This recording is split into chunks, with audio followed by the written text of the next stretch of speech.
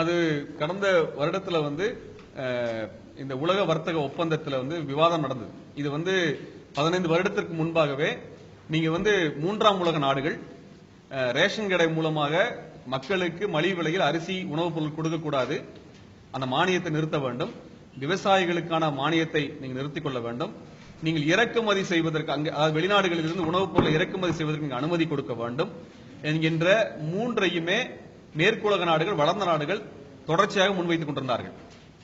இதை இந்திய அரசும் உலகத்தில் இருக்கிற மூன்றாம் உலக நாடுகள் அனைத்தும் சேர்ந்து எதிர்த்து வந்திருந்தார்கள். இதுதான் கிட்டத்தட்ட 15-20 வருடங்களாக நடந்த விவாதம். இப்ப நடந்த இது குறித்த மாநாட்டிலே இது குறித்து விவாதம் வரும் பொழுது நிர்மலா சீதாராமன் அவர்கள் அந்த கூட்டத்தை புறக்கணித்திருக்கின்றார். இந்தியா அந்த ஒப்பந்தத்திலே கையெழுத்திட்டிருக்கிறது, இதை ஏற்றுக்கொண்டிருக்கிறது. இந்த அடிப்படையில் 2017 இருந்து நீங்க ஃபுட் கார்பரேஷன் ஆஃப் இந்தியா சொல்லக்கூடிய இந்த குடோன்ல அரிசியை சேமித்து வைப்பது என்பதோ கொள்முதல் செய்வது என்பதோ செய்ய போவது இல்லை. விவசாயிகளுக்கு மானியத்தை நிறுத்தி விடுவார்கள். ஆனால் வெளிநாட்டில் இருக்கக்கூடிய குறிப்பாக அமெரிக்கா எடுத்துட்டோம்னா அமெரிக்காவிலே அந்த விவசாயிகளுக்கு மானியம் கொடுப்பதை அமெரிக்கா நிறுத்தாது.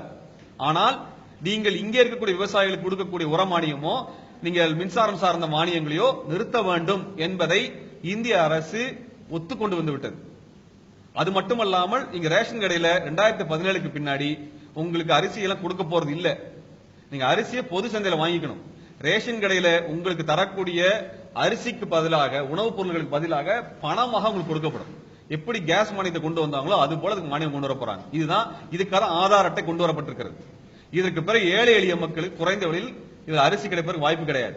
இப்ப என்னன்னா நீங்க இங்க அரிசி உற்பத்தி பண்ணுவீங்க, வெளிநாட்டிலிருந்து அரிசி இறக்குமதி செய்ய போறாங்க.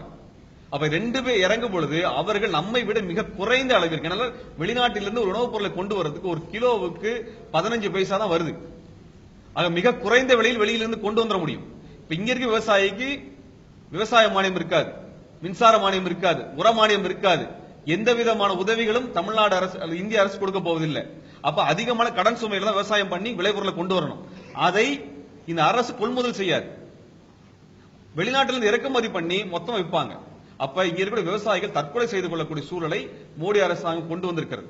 இது மோடி அரசாங்கத்தின் மீதான குற்றச்சாட்டு மட்டுமல்ல, இங்க பிரதான கட்சியாக இருந்த காங்கிரஸ் இதை குறித்து பேசவில்லை.